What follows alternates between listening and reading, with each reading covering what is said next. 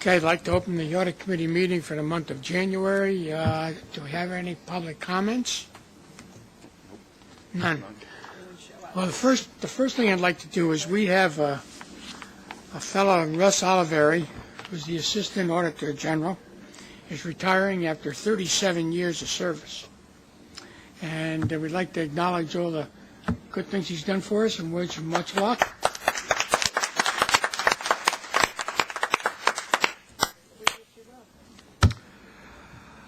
I need a motion to approve the minutes as submitted. Got it. Second. All in favor? Audit Committee work plan. Mike? No change in the plan. No change in the plan? We're all set. Okay, we have the Independent Accountant's Review Report for the third quarter of 2009 that was sent to us. I reviewed it. David Jones. Well, let's listen to David, and then we can.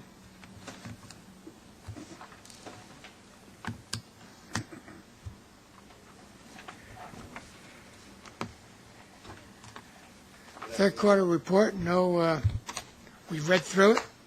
We have completed our review of the quarter ended September 30th. As you know, we did a review, which is not an audit, which consists of having discussions with management, performing certain analytical procedures as it relates to the financial statements, looking for previous changes in previous trends, and discussing with management and others any changes in the processes, any changes in accounting, any significant issues that have occurred within the quarter. Based upon our reviews, we believe that the financial statements, while it's not an audit, are okay. Okay. Okay, I need a motion to accept so that we can put them on our website. Motion. When we get the PDF, we'll put it on the website in the next 2 days and usual procedures. Good. Okay. Thank you. Thank you. Now, what's next here? Yeah, we've got pension audits. We've got,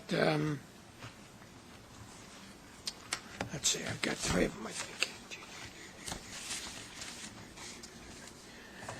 Yeah, I've got the Metro North defined contribution, the Metro North cash balance plan. We moved on that level to February.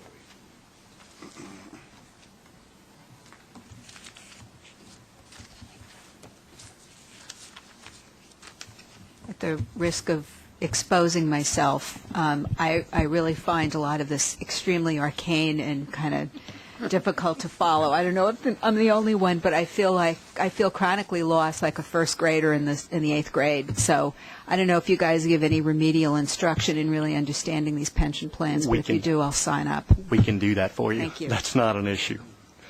What you have in front, we should do that, and I know David's alluded to that previous, to go through.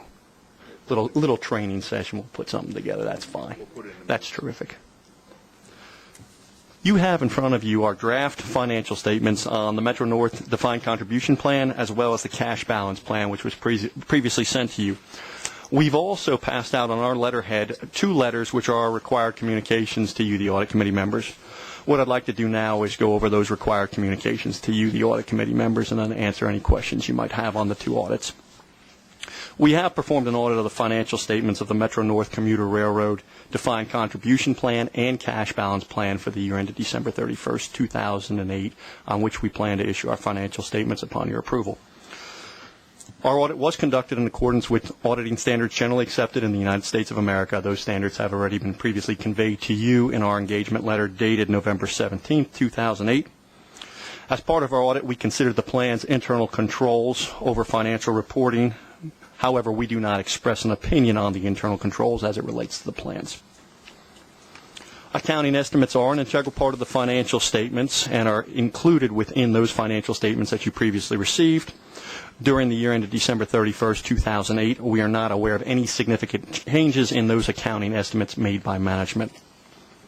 There were no uncorrected misstatements. We had no disagreements with management or their staff during the 2008 audits. And we are not aware of any consultation that management or their staff had with outside auditors as it relates to these financial statements.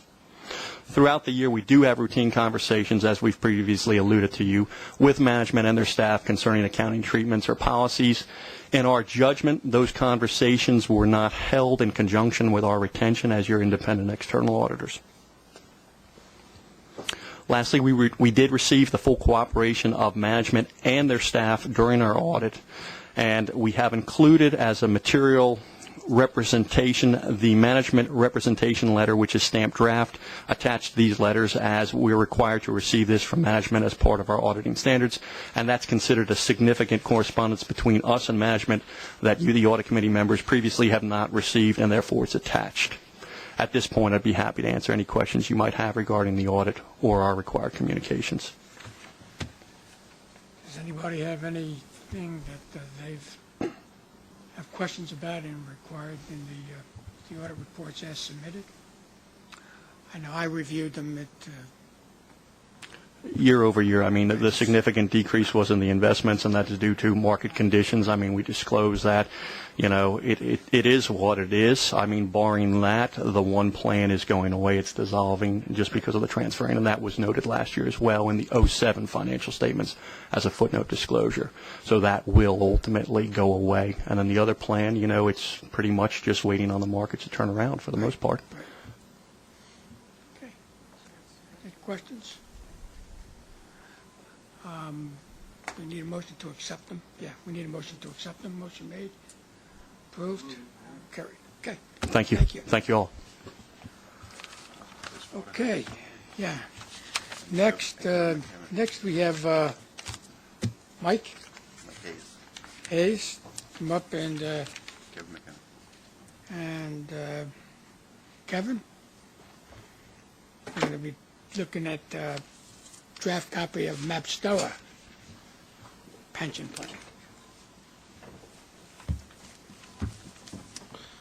Okay. Well, my report is very similar to Glenn's insofar as we had no significant deficiencies or material weaknesses. I would expand upon the fact that as part of doing the audit of MAPSTOA, we spend obviously a significant amount of time getting comfortable with valuation, and valuation is really put into one of two buckets. It's what I'd call the easier to value items, so the securities which are exchange traded, and certainly those alternative assets where we're going to the general partner statement and getting comfortable looking at processes and so on and so forth. And that's a considerable amount of work, as you can imagine, when looking at the portfolio. I can tell you, I agree with you, Doreen, even though the disclosures are arcane and they are not easy to follow, they are fully in accordance with generally accepted accounting principles, and we don't take any exception. And our audit, in fact, went very smoothly, full access to the books and records, and no issues to report.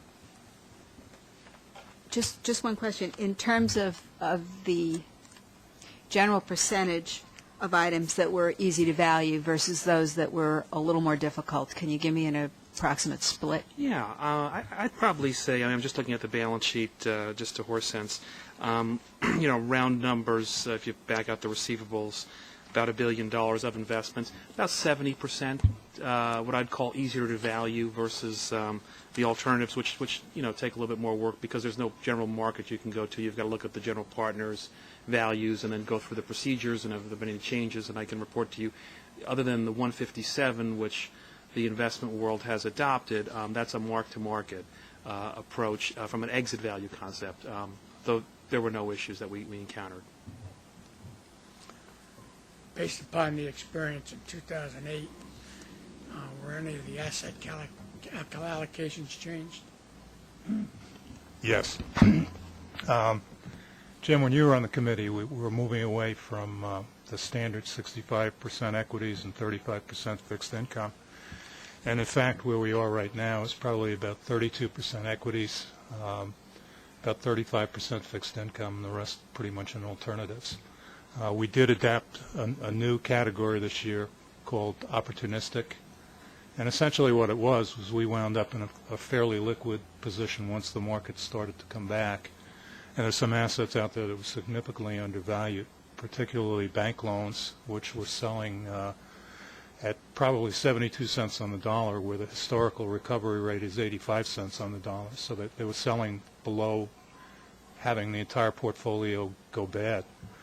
We also are getting into debtor in possession loans.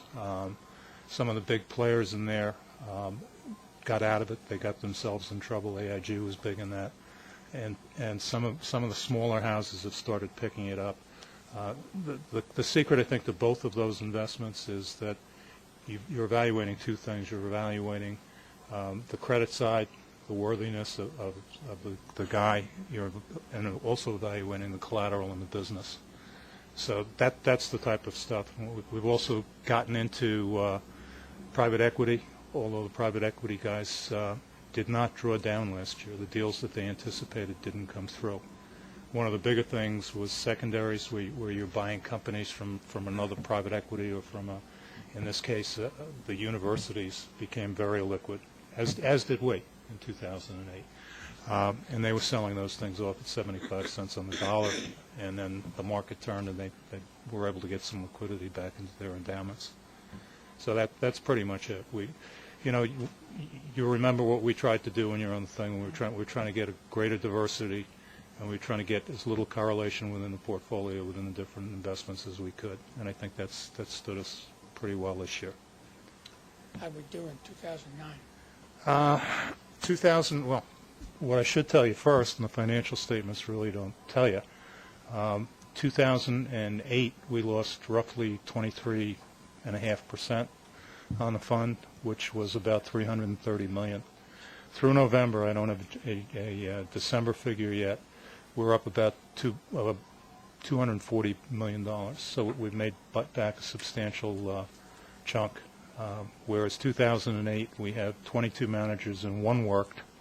In 2009, every manager worked. And there's some exceptional numbers in there. Any questions? Comments? Oh, this one's scary looking. But what I will say to you is that going the alternative route and going the diversity route, we've decreased the standard deviation, the risk in the portfolio by about 2%. And that, yeah. Any questions? You need a vote.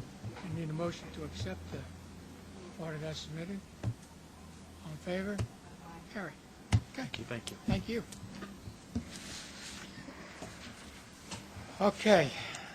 Next one, Mike, you're on. It's the MTA Audit Services for 2009 and the 2010 plan. Good, thank you. Today I'm here to discuss the 2009 year-end audit results and the proposed 2010 audit plan. We've provided the committee, and executive management with these reports, and I've gone over with them in detail. As shown in this slide, we have provided audit coverage to the 6 agencies and MTA headquarters. This is where we spent our time at each of the agencies in 2009, and it was consistent with what we had told the committee we would do.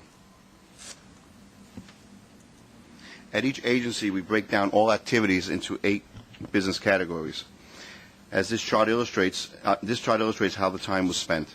Procurement is higher at 24% because 20% of our department is dedicated to audits of capital contracts. And this is where we do work in assisting procurement at the agencies with vendor financial data, such as reviewing overhead rates and labor rates, that they will use in the negotiations to get lower costs to the MTA.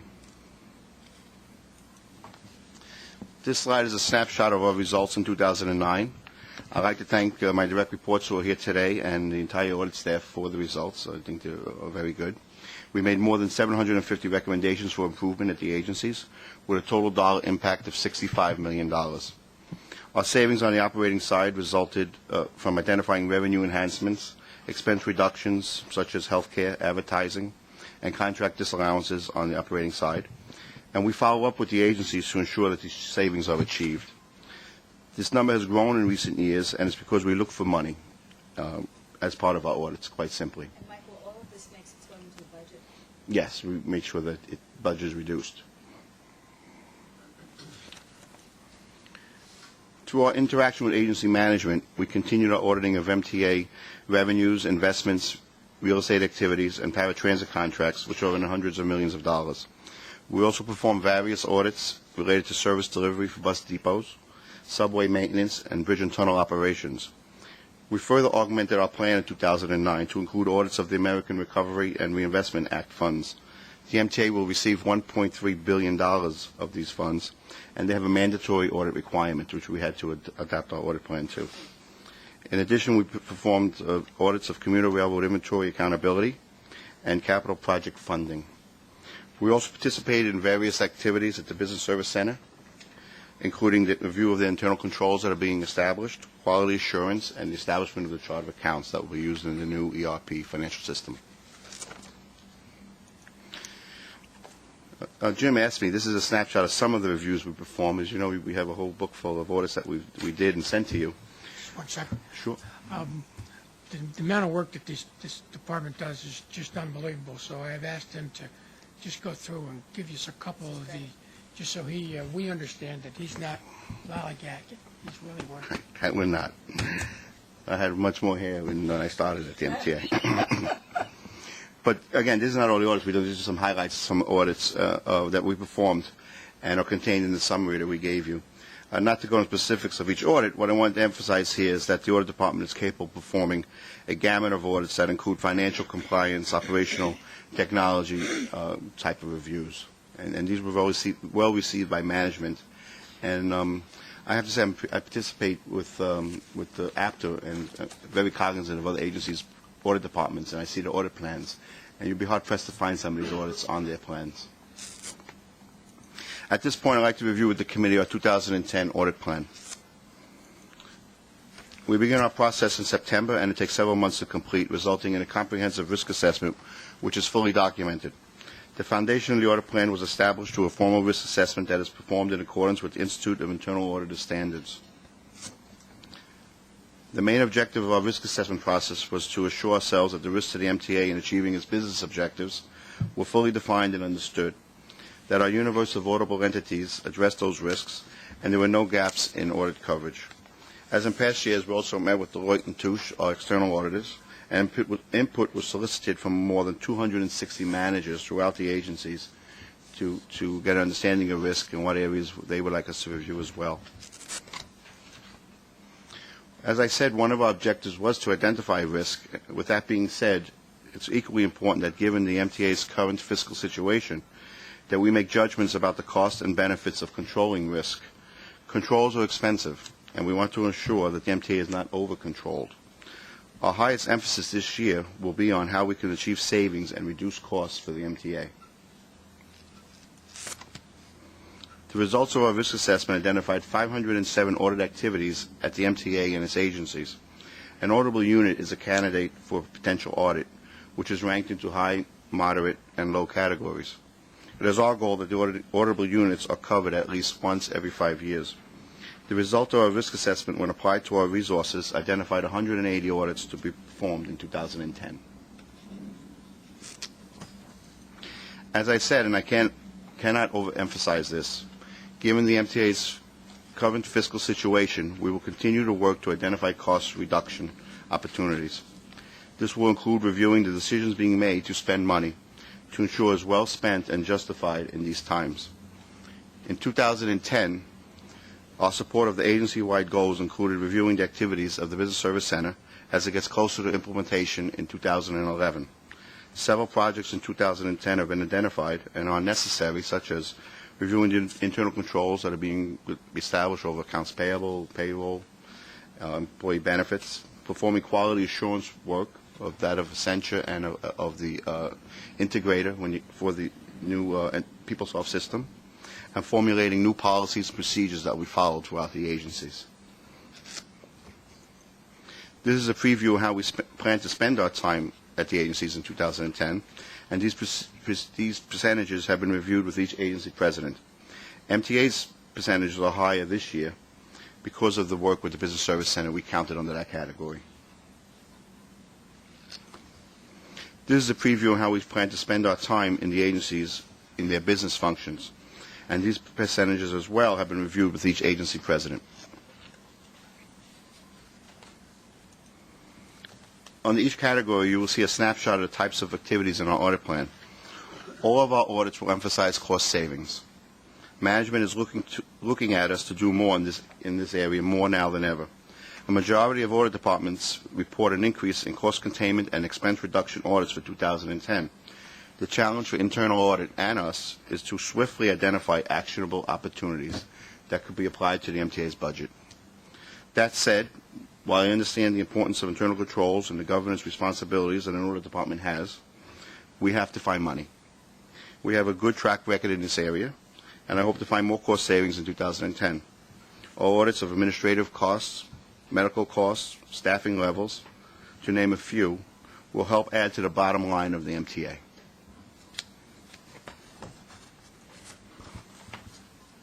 A challenge for us is to keep our activities balanced within the agencies and amongst the projects we select. The balance should also be between compliance and business improvement, with more emphasis this year on business improvement during these times. We recognize our primary role as an independent internal auditor to the agencies in a traditional sense, but whatever type of work we do will be, as I said, cognizant of cost-saving opportunities. So with that, and pending any of your questions, I'd like to request the approval of the 2010 audit plan. Just a couple of things, Mike. Sure. When you audit through these agencies, you find that you get cooperation from the staff that Absolutely. you deal with, and do you follow up the implementations of your recommendations? Yes, every quarter we send out a listing of all recommendations to the agencies, and they reply back to us in writing. But not to take it at their word, what we then do is do a sample of the items they said are implemented to make sure they actually were, and we do a risk assessment. We do mostly the important ones to follow up on. Because I know that we one time decided that we were going to follow the recommendations that were made by any outside. We are, and in fact, Lamont Kirst will come in, I believe, in February to give the committee a separate. I mean, there's so many recommendations, and by all the different entities, to give we'll do it as a separate topic to focus on recommendation implementation. But we do track that, and we work very closely with Lamont every quarter to make sure there's implementation. That's the purpose of the audit. The other thing is you've got a real plan here for 2010. Mm-hmm. And I guess the question that we as a committee should ask is that if you have adequate resources to complement what you've taken on as a responsibility. Again, I believe we have adequate resources. The challenge for us is to do, I believe, our audits more cognizant of cost savings, even more so in these times. But we do have the right resources. We're getting some retirements. We'll lose some, but we have other people waiting to pitch in. But yes, we have enough resources. Okay, anyone have anything they'd like to ask of Mike or questions? Okay, can we get a motion to accept the 2010 audit plan as it's been submitted? Okay, carried. Thank you, and I'll continue to send quarterly updates on the plan to you, as part of your package. Our next meeting is February 22nd, 1:15 p.m. Look for a motion to adjourn. So moved. Well, you're ahead of All schedule. carried. Fine. Yes, no, we can't start early. Thank you.